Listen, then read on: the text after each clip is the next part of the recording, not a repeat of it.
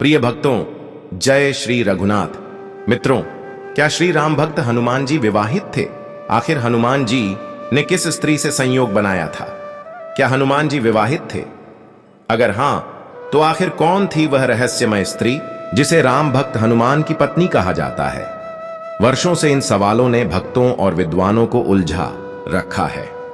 आज हम आपको बताने जा रहे हैं उस रहस्य की कहानी जिसे जानकर आप भी चौंक जाएंगे। नमस्कार मित्रों, स्वागत है आपका हमारे YouTube चैनल द स्पिरिचुअल में।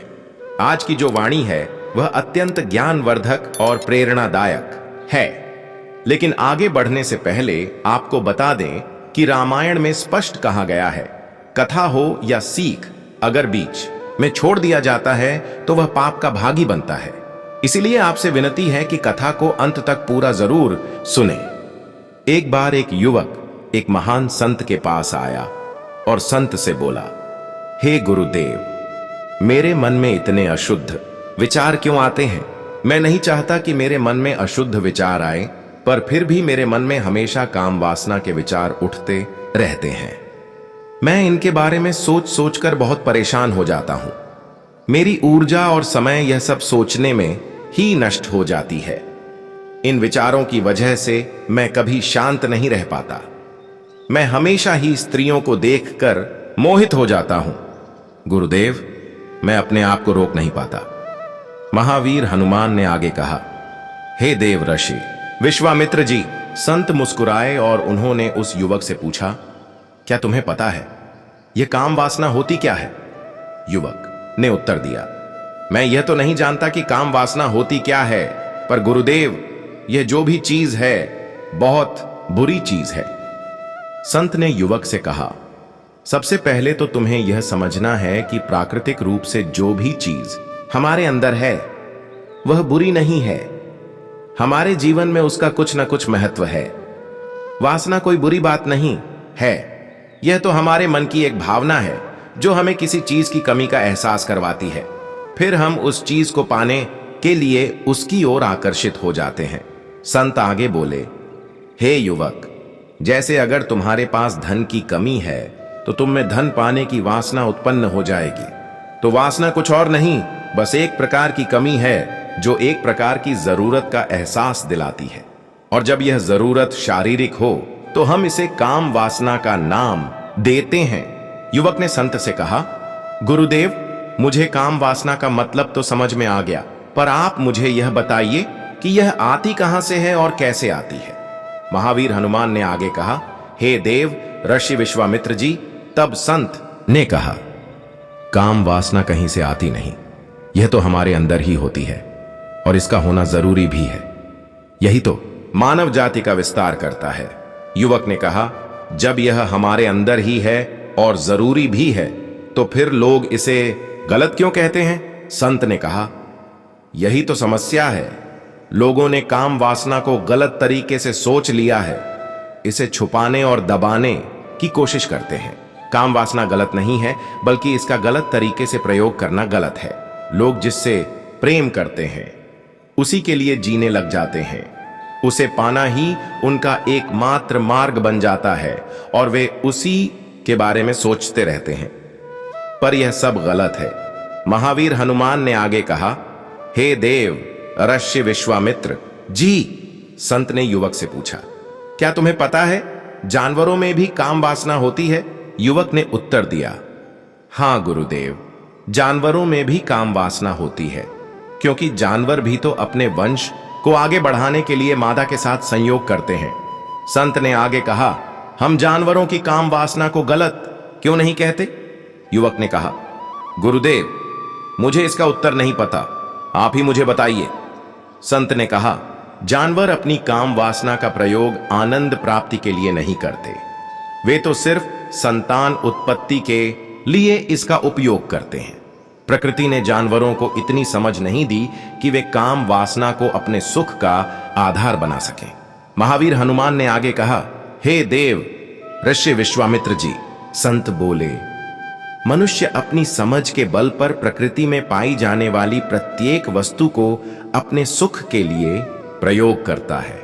हम इंसानों ने ही काम वासना को अपने सुख का साधन बना लिया। परंतु प्रकृति ने तो इसे हमें अपने वंश को आगे बढ़ाने के लिए दिया था, लेकिन अधिकांश इंसानों ने इसे अपने जीवन का परम लक्ष्य बना लिया। इस तरह से काम वासना का आ जाना गलत है। युवक ने पूछा, महात्मा जी, यह काम वासना हम पर हावी क्यों होती है? यह हमेशा ही क्यों आ जाती है? संत ने कहा, सुनो, अब मैं तुम्हें एक कहानी सुनाता हूं, उसे ध्यानपूर्वक सुनना। तुम्हें तुम्हारे सारे सवालों का जवाब मिल जाएगा, बस तुम्हें ध्यान से सुनकर समझना है। युवक ने कहा, ठीक है गुरुदेव। संत आगे बोले, एक बार की बात है, एक आश्रम में एक गुरु और उनके शिष्य रहा करते थे। सभी शिष्य रोजाना आश्रम के बाहर स्थित सूर्य नगरी नामक एक गांव में भिक्षा मांगने जाते थे। महावीर हनुमान आगे कहते हैं, उसी आश्रम का एक शिष्य जिस गांव में भिक्षा लेने जाता था, उसी रास्ते में एक नदी मिलती थी। एक दिन उसने देखा कि एक युवक वृक्ष के पीछे छिपा है। वह उस युवक के पास गया और बोला, भाई, तुम इस वृक्ष के पीछे छिपकर क्या देख रहे हो? उस वृक्ष के पीछे छिपे युवक ने कहा, अरे, तुझे नहीं दिख रहा क्या कि मैं क्या देख रहा हूं? शिष्य ने नदी की ओर देखा। वहां कुछ युवतियां पानी भर रही थीं। शिष्य ने उस युवक से कहा, अरे भाई, वहां तो युवतियां पानी भर रही हैं, इसमें छिपकर देखने वाली क्या बात है? युवक शिष्य की ओर देखकर बोला, अरे पागल, तुम्हें दिखाई नहीं दे रहा क्या कि कैसे ये औरतें नदी से पानी निकाल रही हैं? जरा उनकी अदाओं को तो देखो, उनके कोमल शरीर को देखो, उनकी पतली कमर, मटके को उठाते समय बलखाती चाल को तो देखो, और उनके बाल उनकी कमर पर कैसे लहरा रहे हैं, मानो सुंदरता बिखरी हो। शिष्य ने फिर नदी की ओर देखा। इस बार वह इसे देखता ही रहा, परंतु अभी तक उसे तो कुछ भी नजर नहीं आ रहा था। वह बिल्कुल निर्भय था, उसे किसी भी बात का डर नहीं था। लेकिन अब वह छिपकर उन युवतियों को देखने लगा। तभी वह अचानक अपने अंतर्मन से कांप गया और बोला, यह मैं क्या कर रहा हूं? जो मैं कर रहा हूं वह सही नहीं है, मुझे यहां से चले जाना चाहिए।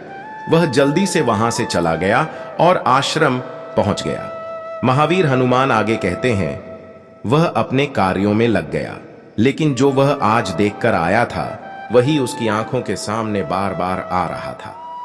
उसके मन में वही दृश्य चल रहा था। उसका मन वही सब कुछ देखने के लिए उतावला हो रहा था। उसका किसी भी काम में मन नहीं लग रहा था। सुबह होते ही वह बहुत जल्दी भिक्षा के लिए निकलता और उस नदी के पास वाले वृक्ष के पास जाता जहां वह युवक पहले से मौजूद रहता था। शिष्य भी उसके साथ मिलकर युवतियों को छुप छुप कर देखने लगा। संत आगे कहते हैं, अब वह रोज ऐसा करने लगा, लेकिन अब उस शिष्य का मन किसी भी काम में नहीं लगता था। वह हमेशा ही किसी न किसी प्रकार के विचारों में उलझा रहता था। वह आश्रम के कार्यों को भी ठीक तरीके से नहीं कर पा रहा था। न वह ठीक से सो पा रहा था, न ठीक से खाना खा पा रहा था। उसका मन बेचैन रहने लगा। उसका मन बार बार उन युवतियों के सौंदर्य को देखने के लिए उतावला होता रहता था। जब गुरु शिक्षा देते थे तब भी उसका मन कहीं और विचारों में खोया रहता था। जब शिष्य का यही रोज रोज का हो गया तो गुरु ने उसकी इन हरकतों को भांप लिया। महावीर हनुमान विश्वामित्र जी को कथा सुनाते हुए आगे कहते हैं, एक दिन गुरु ने शिष्य को अपने पास बुलाया और कहा, आज से मैं भी तुम्हारे साथ भिक्षा मांगने चलूंगा। हम दोनों साथ साथ भिक्षा मांगने चलेंगे। शिष्य गुरु को मना करते हुए बोला, नहीं गुरुदेव, आप परेशान क्यों हो रहे हैं? मैं अकेला ही ठीक से भिक्षा मांग सकता हूं। गुरु ने शिष्य से कहा, ठीक है, तुम अकेले ही भिक्षा मांगने जाओ। जैसे ही गुरु ने इतनी बात कही, वह शिष्य तुरंत वहां से भिक्षा मांगने के लिए निकल गया। उसके जाने के बाद गुरु भी आश्रम से निकल गए और अपने शिष्य का पीछा करने लगे कि वह कहां जाता है, किसे मिलता है। यह सब देखने के लिए वे उसके पीछे पीछे चलने लगे। कुछ आगे जाने के बाद गुरु ने देखा कि उनका शिष्य एक युवक के साथ एक वृक्ष के पीछे किसी अपराधी की तरह छिपा हुआ है और छिपकर कुछ देख रहा था। गुरु भी अपने शिष्य के पीछे गए। उन्होंने सोचा कि आखिर उनका शिष्य क्या देख रहा है जिसे देखने के लिए वह वृक्ष के पीछे अपराधियों की तरह छिपा हुआ है।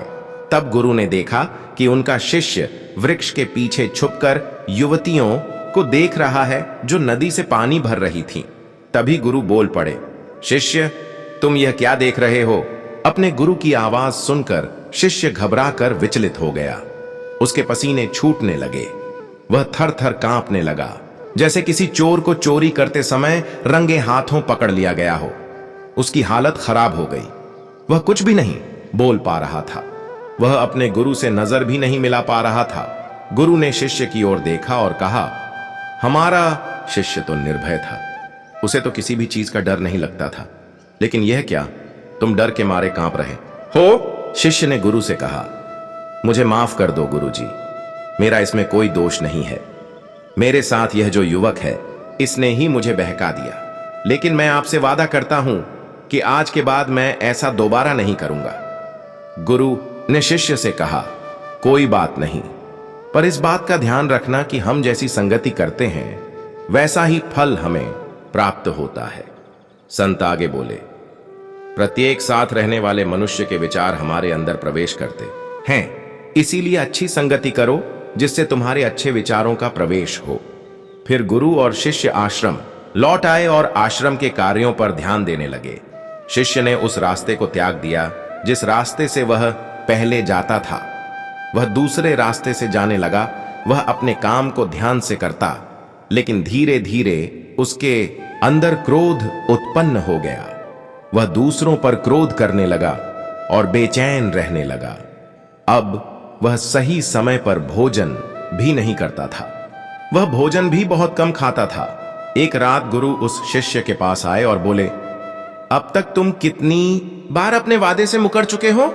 यह सुनकर शिष्य अपने गुरु के चरणों में गिर गया और रोने लगा। रोते रोते उसने गुरु से कहा, गुरुदेव, मैं कई बार अपना वादा भूल गया, फिर वादा कर लेता हूं, लेकिन हर बार मैं वादा भूल जाता हूं। मेरा मन मेरे नियंत्रण में है ही नहीं। मैं बहुत कोशिश करता हूं कि मैं अपने मन से सारे बुरे विचारों को निकाल दूं, लेकिन मैं चाहकर भी ऐसा नहीं कर पा रहा हूं। गुरु ने शिष्य को कहा, ठीक है, चलो मेरे साथ। गुरु शिष्य को आश्रम के बगीचे में ले गए और बोले, देखो, यहां पर कुछ नालियां बनी हुई हैं जिससे नदी का पानी इन पौधों तक आ रहा है। यह पानी एक निरंतर बहाव से बह रहा है। क्या तुम इस पानी के बहाव को रोक सकते हो? शिष्य ने उत्तर दिया, हां गुरुजी, मैं इस बहाव को रोक सकता हूं। शिष्य ने मिट्टी उठाकर उस नाली में डाल दी। पानी कुछ देर के लिए रुक गया। फिर कुछ समय बाद मिट्टी के ऊपर से पानी बहने लगा। गुरु ने शिष्य से कहा, अरे यह क्या, यह तो पानी रुका ही नहीं।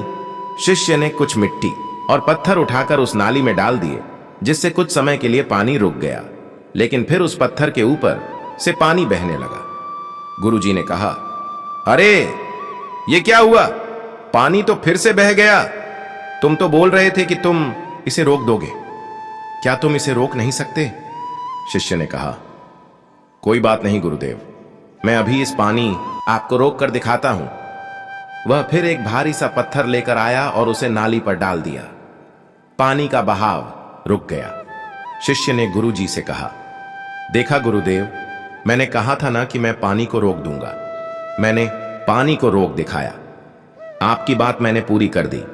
गुरुजी मुस्कुराए और बोले, अच्छा, जरा ध्यान से देखो, पानी रुका है। वह तो पीछे की नाली से अगल बगल बह रहा है। और ध्यान से देखो, इस पत्थर के आगे भी आ गया। यह पानी अपना रास्ता बदलकर फिर से आगे की तरफ बह जाएगा। और फिर कुछ देर बाद ऐसा ही हुआ। तब गुरुजी ने शिष्य को समझाया, तुम्हारे साथ भी तो ऐसा ही चल रहा है। तुम बार बार प्रयास कर रहे हो, पर हर बार तुम्हारा प्रयास टूट रहा है और यह हमेशा टूटता ही रहेगा। तुम कितनी भी मिट्टी पत्थर रख लो, लेकिन पानी तो अपना रास्ता बना ही लेगा। यह सब देखकर शिष्य ने गुरु से कहा, हे गुरुदेव, क्या आपके पास कोई तरीका नहीं है जिससे मैं अशुद्ध विचारों को रोक सकूं और यह मेरे मन में न आए? गुरुजी शिष्य को एक नदी के पास ले गए जहां से उस बगीचे में पानी आ रहा था। गुरु ने शिष्य से कहा, यह पानी इसी नदी से जा रहा है। अगर हम यहीं से उस रास्ते को बंद कर दें जहां से पानी बगीचे में जा रहा है।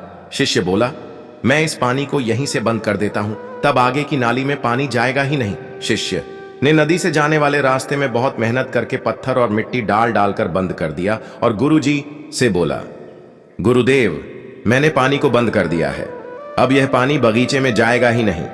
गुरु ने कहा, अगर पानी बगीचे में नहीं जाएगा तो पौधों को पानी कहां से मिलेगा?